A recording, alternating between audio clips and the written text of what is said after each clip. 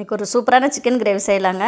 சிக்கனில் மஞ்சத்தூள், மிளகாத்தூள், உப்பு சேர்த்து எல்லாம் கலந்து வச்சுக்கலாம். ஒரு 10 நிமிஷம் ஊறட்டும். அதுக்குள்ளே மசாலா ரெடி பண்ணிக்கலாம். வெங்காயம், தக்காளி மிக்ஸியில் அரைச்சி வச்சுக்கலாம். அந்த மசாலா போட்டு வச்ச சிக்கனை எண்ணெயில் பொரித்து எடுத்துக்கலாம்.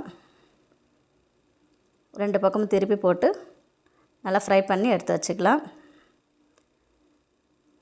அதே எண்ணெயில் இஞ்சி பூண்டு சேர்த்துக்கலாம். அரைச்ச வெங்காயம் விழுது சேர்த்துக்கலாம். அரைச்ச தக்காளி விழுது சேர்த்துக்கலாம்.